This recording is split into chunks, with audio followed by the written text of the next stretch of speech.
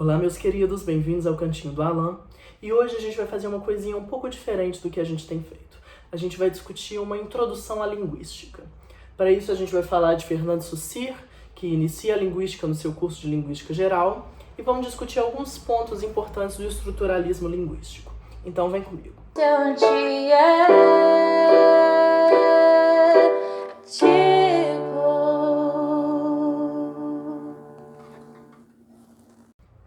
A linguística é o estudo científico da língua. Isso quer dizer que ela tem um objeto de estudo, que é a língua, e métodos de análise, que vão variar dependendo da corrente que você segue. O estruturalismo linguístico vai entender que a língua funciona como uma estrutura fechada em si, de modo que os seus elementos se relacionam e existem alguns princípios que são gerais para ela. Isso quer dizer que a linguística não estuda nenhuma língua em específico, mas ela tem um estudo geral que faz com que ela seja aplicável a toda e qualquer língua. Então, o que são esses princípios gerais de todas as línguas? Eu escolhi trazer para hoje um poema do Carlos Drummond de Andrade, que é Quadrilha, que é aquele Pedro amava Teresa, que amava Raimundo, que blá blá blá blá. Essa escolha não foi arbitrária. Essa construção, nananã, que amava, nananã, que amava, nananã, explicita um recurso linguístico que é o que a gente chama de recursividade. O que é a recursividade linguística? Ela afirma que você sempre consegue combinar elementos da mesma natureza infinitamente. Então aqui a gente tem uma oração X que amava. E a gente consegue combinar isso eternamente. Assim como a gente consegue adjetivar uma palavra eternamente. Parede grande, branca, manchada, velha e blá blá blá blá blá. Isso é o que dentro da linguística a gente vai chamar de produtividade. O que isso quer dizer? Quer dizer que toda língua é produtiva, ou seja, com um número finito de elementos, a gente consegue fazer construções infinitas. Pensa comigo a logicidade disso. A gente tem um número finito de palavras, certo? E ainda assim, a gente consegue formar infinitas sentenças. E isso é o que nós chamamos de produtividade linguística. Um outro fator importante é a descontinuidade, que vai afirmar que os elementos não se fundem uns nos outros. Os morfemas e fonemas da língua são descontínuos. O que eu quero dizer com isso? Pensa na palavra pato. Quando a gente fala pato, a gente fala p, a, t, o. A gente não tem como fundir esses fonemas. Eles vão existir de maneira descontínua. Assim como quando a gente for escrever, a mesma coisa vai acontecer. A gente não pode enfiar uma letra dentro da outra. E isso acontece também na língua de sinais, que é uma língua como todas as outras. Os sinais são separados entre si na hora de você formular uma sentença. Então, esse é o princípio da descontinuidade, que também acontece em toda língua. Um outro princípio é o que nós chamamos de arbitrariedade do signo linguístico. Esse é muito interessante porque muitas vezes crianças, especialmente, vêm com aquela dúvida: por que cadeira chama cadeira? Por que porta chama porta? Então, acontece que todo elemento na língua, ele é formado por dois fatores, que são o significado, ou seja, a imagem, a coisa, e o significante, que é a imagem acústica, a palavra. Então, se eu falo árvore, eu fiz duas coisas. Eu dei a imagem acústica árvore e eu incitei na sua cabeça a imagem de uma árvore. Significante e significado. Mas não existe relação entre esses dois elementos. Por isso que a gente pode ter árvore e a gente pode ter tree no inglês. Se tivesse alguma relação entre significado e significante, as línguas não variavam. Então, um princípio fundamental da linguística é que não existe relação entre significado e significante. Essa relação vai ser arbitrária. É o que nós chamamos de arbitrariedade do signo linguístico. Por fim, um último princípio que eu posso mencionar aqui é a dualidade. E o que é a dualidade? A dualidade afirma que a língua é formada por elementos pequenos dotados de significado, que é o que nós chamamos de morfemas, que são formados por elementos ainda menores sem significado. nós chamamos de fonema. Então, o fonema é o menor elemento sem significado de uma língua. E o morfema é o menor elemento com significado de uma língua. O que eu quero dizer com isso? Alguns vídeos atrás eu discuti com vocês linguagem neutra e sintagma. E eu mostrei para vocês que fazendeiro é um sintagma formado por 3 diferentes sintagmas. Fazende, eir, ou, certo? Que é a raiz, o que indica profissão, e o sintagma declinador de gênero. Cada um desses pequenos sintagmas é um morfema. São as menores unidades com sentido da língua. E cada um deles ainda é formado por unidades menores sem significado, que é o que nós chamamos de fonemas. Então, fazende, que é um morfema que traz consigo um significado, é formado por f, a, z, en, d, e cada um desses é um fonema. Então, essa é a dualidade linguística. Toda língua é formada por morfemas que são formados por fonemas. Outra das principais contribuições de Saussure para a linguística é o que tem aqui na capa do livro que eu mostrei para vocês, as dicotomias. Não vai dar para vocês lerem, mas está escrito: fala, língua, significado, significante, sincronia, diacronia. Saussure formulou 4 dicotomias, que também são aplicáveis a todas as línguas. Uma delas eu já mencionei para vocês, que é a dicotomia significado-significante. Então, todo signo linguístico vai ser formado por uma imagem acústica, que nós denominamos significante, e o significado atrelado a ela. Outra dicotomia saussuriana é a língua versus fala. Língua é o que muitas vezes a gente entende como gramática. A língua é aquilo que é estabelecido, que é programado, que é prescrito e que forma de maneira formal o sistema.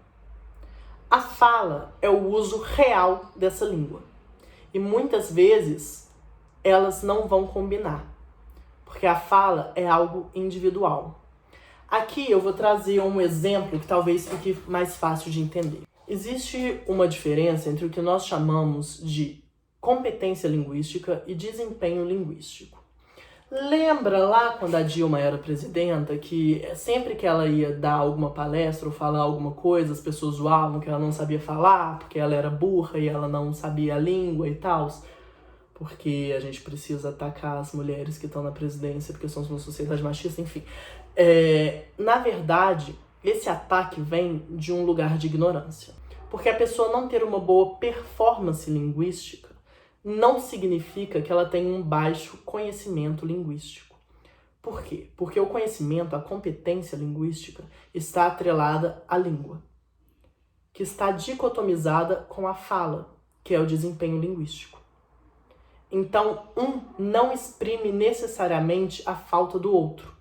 Assim como pessoas que têm pouca competência linguística conseguem desenvolver falas que são bastante cativantes e conseguem atrair o público. Porque essas coisas estão dicotomizadas uma em relação à outra e a língua funciona dentro dessa dicotomia, língua versus fala. A terceira dicotomia saussuriana é o que nós chamamos de sintagma versus paradigma. O que isso quer dizer? Isso quer dizer que os elementos da língua, eles podem existir em presença ou em ausência quando você constrói uma sentença. Como assim? Pensa na frase: o pato viajou pelo rio. Ok? Nessa frase, eu tenho uma série de elementos em presença um dos outros, certo? Todos os elementos dessa frase estão presentes. Mas existe uma série de elementos aqui que não foram usados. Por exemplo, eu falei o pato viajou pelo rio. Eu não falei o pato viajou pelo mar. Então, eu poderia ter usado mar, mas eu escolhi usar rio. Então, eu selecionei uma palavra em detrimento da outra. Isso é um paradigma. E isso é um sintagma. A gente tem 2 eixos aqui. Então, pensa comigo. O eixo sintagmático, ele acontece sempre em presença e ele é formulado a partir de uma série de escolhas do eixo paradigmático. Então, quando eu falo O pato pulou. Nesse pato, eu selecionei um animal. Eu poderia ter selecionado uma série de outros elementos, de outros animais, dentro desse eixo paradigmático. Mas eu não selecionei. Então, esses elementos, eles existem em ausência. Ou seja, como eu selecionei pato, cachorro não está presente, ganso não está presente. Então, esses elementos vão funcionar em ausência. Assim como o pato pulou, o pato viajou, o pato correu, o pato... Eu poderia ter selecionado uma série de verbos aqui que também vão existir em ausência. Então, eu tive aqui os eixos paradigmáticos, dos quais eu selecionei o sintagma que me interessava e formulei o meu eixo sintagmático. Então, essa dicotomia é eixo sintagmático em presença, eixo paradigmático em ausência. E é assim que se formulam as sentenças. Por fim, a última dicotomia sussiriana que nós temos é a dicotomia sincronia versus diacronia. O que isso quer dizer? Isso quer dizer que a língua pode ser estudada a partir de duas perspectivas. Uma que é sincrônica, ou seja, a gente olha para a língua num determinado momento. Estamos estudando a língua português brasileiro em 2022. Ponto. Então vamos analisar como a língua acontece agora. Por outro lado, nós temos a diacronia, que é um estudo histórico da língua, porque um outro princípio é que toda língua evolui. Então há como se estudar a língua a partir de uma perspectiva histórica, mas isso não é o objeto da linguística. É importante ressaltar que o objeto da linguística é o estudo sincrônico da língua. Uma última discussão que eu quero trazer aqui para a gente fechar esse tópico de estruturalismo linguístico é o que Saussure vai chamar de valor linguístico. O que é o valor linguístico? Lembra quando lá no começo eu falei que o estruturalismo entendia que os elementos de uma língua se relacionam entre si? Então, o valor linguístico vai afirmar que uma determinada palavra só funciona, só significa algo, só tem valor porque ela não é nenhuma das outras. Ou seja, não é uma relação de positividade. Ela não significa algo porque sim. Ela significa algo porque não significa todo o resto. Então, dentro de uma estrutura, a gente tem diversos elementos que vão se relacionar porque um não é o mesmo que o outro. E é a partir dessa relação negativa que nós entendemos o valor de cada um desses elementos. Um exemplo, na língua inglesa, nós temos 3 palavras para grito, que é scream, shout e yell. Mas cada uma delas tem um sentido diferente. Se você vai chamar alguém, you shout. Você, hey! Se você vai gritar porque você levou um susto, you scream. You go like, ah! E se você vai brigar com alguém, you yell at them. Então, cada uma dessas palavras tem um valor. Porque elas não são o que as outras são. Em português, tudo é gritar. Porque as línguas, embora sejam diferentes, ainda funcionam dentro da mesma ideia de valor linguístico. Por isso que algumas línguas têm palavras para algumas coisas que outras não têm. Saudade em português. A gente tem smirk em inglês, que é fazer isso aqui, ó, com a boca. E a gente não tem uma palavra para isso em português. Então é exatamente o fato de que nenhuma outra palavra significa o que aquela palavra significa que dá a ela valor linguístico. Essa foi a minha introdução para vocês ao estruturalismo linguístico. Eu pretendo trazer algumas outras discussões de linguística aqui para o canal. Eu espero que vocês tenham entendido. Qualquer dúvida, deixa aqui nos comentários que a gente pode explicar.